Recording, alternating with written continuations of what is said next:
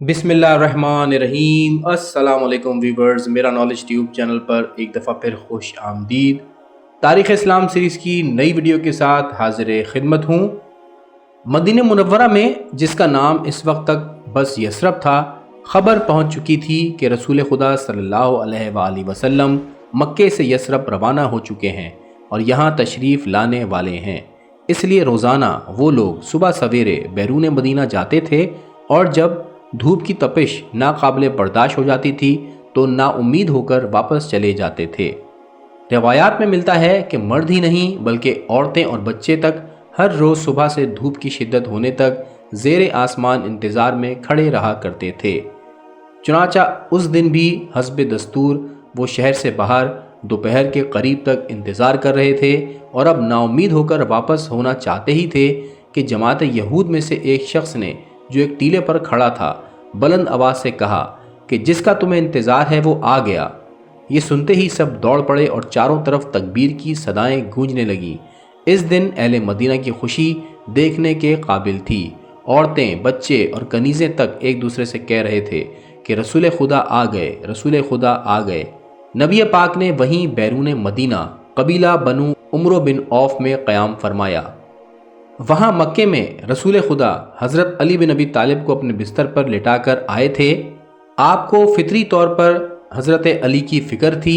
آپ مکے میں اپنی انتہائی محترم اور مقدس امانتیں بھی حضرت علی ہی کی ذمہ داری پر چھوڑ آئے تھے، اور خاندان کی محترم خواتین بھی تھیں، جن میں خود پیغمبر خدا کی اکلوتی بیٹی حضرت فاطمہ زہرا بھی تھیں، اور ان کے علاوہ جن کے نام معلوم ہیں، ایک رسول کی چچی جناب فاطمہ بنت اسد یعنی حضرت علی بن ابی طالب کی والدہ تھیں، اور دوسرے پیغمبر کی چچا زاد بہن فاطمہ بنت زبیر بن عبد المطلب تھیں۔ ان خواتین کا مدینہ آنا حضرت علی بن ابی طالب سے وابستہ تھا۔ اسی لیے پیغمبر خدا نے جب قباء میں رہائش اختیار کی تو باوجود یہ کہ آپ کے رفیق سفر ابو بکر اسی دن آپ کو چھوڑ کر داخل شہر ہو گئے تھے، اور جا کر قبیلہ خزرج کے ایک شخص حبیب بن اساف یا خارجہ بن زید بن ابی زہیر کے یہاں مقیم ہو گئے، لیکن خود پیغمبر خدا نے مدینے میں داخل ہونے کو ان افراد کے پہنچ جانے پر موقوف رکھا کہ جب تک حضرت علی اور دیگر لوگ نہ آ جائیں تب تک وہ مدینے کے اندر وارد نہ ہوں گے۔ چنانچہ آپ نے بیرون مدینہ 14 دن قیام فرمایا، اور ایک قول کے مطابق 3 دن تک قیام فرمایا، اور جب حضرت علی بن ابی طالب بھی آپ تک پہنچ گئے تو آپ مدینے میں داخل ہوئے۔ تاریخی کتب میں لکھا ہے کہ حضرت علی علیہ السلام پا پیادہ پہنچے تھے، جس کی وجہ سے آپ کے پیروں میں چھالے پڑ گئے تھے، لیکن حضرت نے اپنا دست مبارک پھیرا جس سے فوراً صحت ہو گئی۔ یہ بالکل اسی طرح کا واقعہ ہے کہ جب غزوہ خیبر میں حضرت علی علیہ السلام آشوب چشم میں مبتلا تھے تو حضور پاک نے اپنا لعاب دہن لگایا تھا، جس سے آپ کی آنکھیں بالکل ٹھیک ہو گئی تھیں۔ ایک روایت کے مطابق کچھ اہل مدینہ کے اصرار سے جناب ابو بکر نے حضور اکرم کے پاس آ کر کہا کہ اب آپ شہر مدینہ میں کیوں داخل نہیں ہوتے؟ لوگ آپ کے وہاں تشریف لے جانے کے بہت مشتاق ہیں۔ آپ نے فرمایا، جب تک میرا بھائی علی نہ آ جائے میں اس جگہ سے آگے نہیں بڑھوں گا۔ یہ سن کر حضرت ابو بکر نے مایوسی کے انداز میں کہا کہ مجھے تو نہیں امید کہ علی آئیں گے۔ حضور نے فرمایا، کیوں نہیں، وہ انشاءاللہ بہت جلد آئیں گے۔ اور اس دوران میں حضرت علی خواتین کو ساتھ لیے ہوئے آپ کے پاس پہنچ گئے۔ یثرب کی بات کریں تو یہاں کے باشندوں میں 2 بڑے قبیلے تھے، اوس اور خزرج۔ ان میں باہم جنگ رہتی تھی۔ رسول خدا کے مدینے میں تشریف لا کر قیام کا ایک بڑا خوشگوار نتیجہ یہ سامنے آیا کہ یہ دونوں قبیلے آپس میں گلے مل گئے۔ اس بات کا ذکر قرآن مجید میں بھی آیا ہے، جس کا ترجمہ یہ ہے کہ تم لوگ ایک دوسرے کے دشمن تھے تو اس کے فضل و کرم سے بھائی بھائی ہو گئے۔ قباء میں چند روزہ قیام کے بعد جمعہ کا روز تھا، صبح کو جب دھوپ چڑھ گئی تھی تو حضور نے اپنی سواری منگوائی اور تمام مسلمان جمع ہوئے اور مسلح ہو گئے۔ پھر رسول ناقے پر سوار ہوئے اور لوگ دائیں بائیں آپ کے روانہ ہوئے۔ مدینے کے رہنے والوں کو بھی اس کا علم ہو گیا۔ لوگ اپنے گھروں کے باہر نکل آئے، اور انصار کے قبیلوں اور خاندانوں میں سے جن کے مکانات کی طرف سے آپ کا گزر ہوتا تھا وہ آگے بڑھ کے درخواست کرتے تھے کہ حضور آپ ہمارے یہاں قیام فرمائیں، لیکن آپ ہر ایک کو دعائے خیر ہی دیتے تھے، اثنائے راہ میں جب زوال آفتاب کا وقت آیا تو حضور اس وقت قبیلہ بنی سالم کے درمیان تھے۔ مثل راستے کے تمام لوگوں کے انہوں نے بھی حضور کے سامنے قیام کی پیشکش کی، جس پر حضور خاموش رہے، مگر آپ کا ناقہ ان کی مسجد کے پاس بیٹھ گیا۔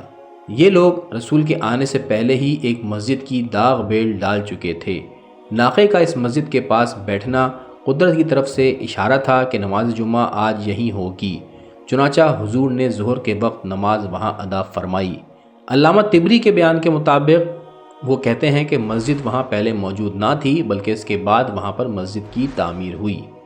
رسول خدا نے تقریباً 100 مسلمانوں کے ساتھ جمعے کی نماز ادا کی، اور وہ خطبہ جو اس موقع پر پڑھا دنیا کی تاریخ میں ایک نمایاں خصوصیت رکھتا ہے۔ آپ نے فرمایا تھا، سب تعریف اللہ کے لیے ہے، میں اس کی تعریف کرتا ہوں اور اس سے مدد مانگتا ہوں اور اس سے بخشش کا طلبگار ہوں اور اسی سے ہدایت کا خواہاں ہوں، اور اس پر ایمان لاتا ہوں اور اس کا انکار نہیں کرتا، اور دشمن ہوں اس کا جو اس کا انکار کرے، اور میں گواہی دیتا ہوں کہ کوئی خدا نہیں سوائے اللہ کے، کوئی اس کا شریک نہیں، اور یہ کہ محمد اس کا بندہ اور اس کا رسول ہے جسے اس نے بھیجا ہے، ہدایت اور نور اور واعظ و نصیحت کے ساتھ، ایسے وقت میں جب رسولوں کا سلسلہ موقوف تھا اور علم کی کمی تھی اور لوگوں میں گمراہی پھیلی ہوئی تھی اور زمانہ دور ہو گیا تھا اور قیامت قریب تھی اور موت نزدیک۔ جو اللہ اور اس کے رسول کی اطاعت کرے وہ راہ راست پر ہے، اور جو ان دونوں کی نافرمانی کرے وہ گمراہ ہوا، اور وہ تقصیر وار اور بھٹکا ہوا ہے بہت زیادہ۔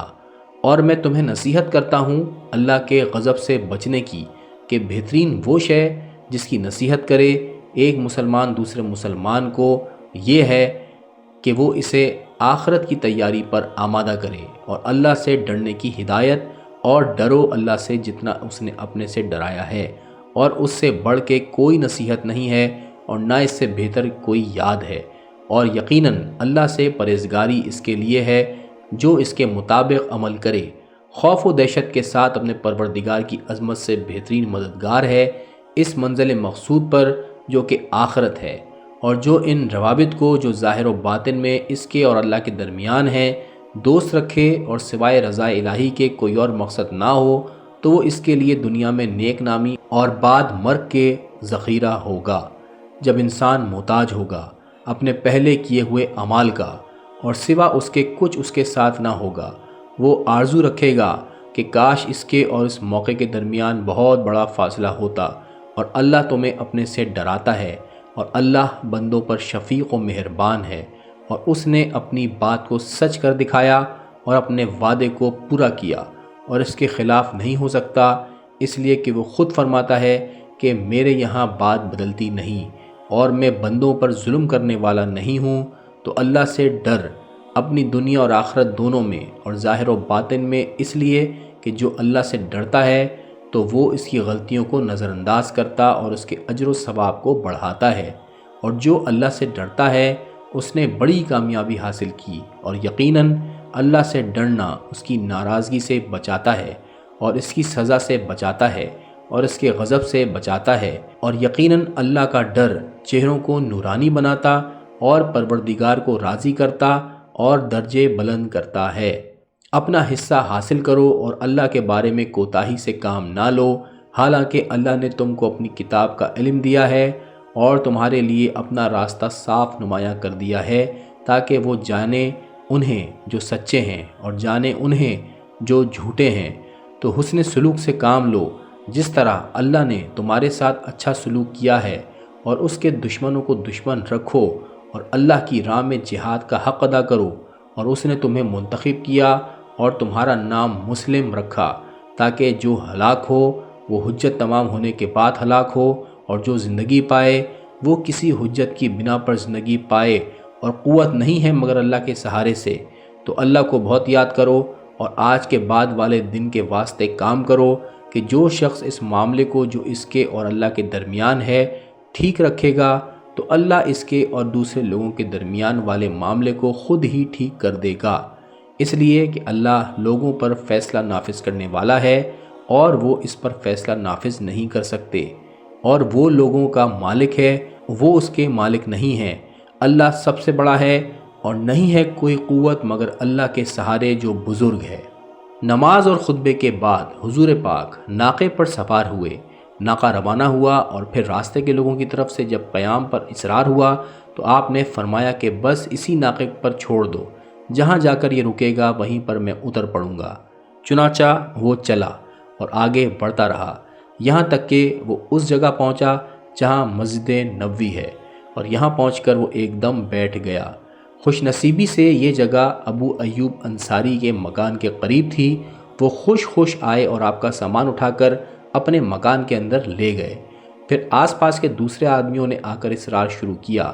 حضور نے بطور ضرب المثل کے یہ جملہ فرمایا، جہاں آدمی کا سامان وہیں وہ آدمی۔ مسجد نبوی کی جگہ جہاں آپ کا ناقہ بیٹھا تھا، قبیلہ خزرج کے 2 یتیموں کی زمین تھی، جن کے نام سہل اور سہیل تھے، اور یہ دونوں یتیم اسعد بن زرارہ کی پرورش میں تھے۔ یہ جگہ ابو ایوب کے دروازے پر تھی، اور ابو ایوب کی والدہ آپ کا سامان اونٹ پر سے اتار کر اپنے گھر میں لے گئیں۔ چنانچہ آپ نے وہیں قیام کیا۔ دوستوں، یہاں پر آج کی ویڈیو ختم کرتے ہیں۔ اس سے آگے کے حالات و واقعات اگلی ویڈیو میں آپ کے سامنے عرض کریں گے۔ اپنا بہت خیال رکھیے گا۔ اللہ حافظ۔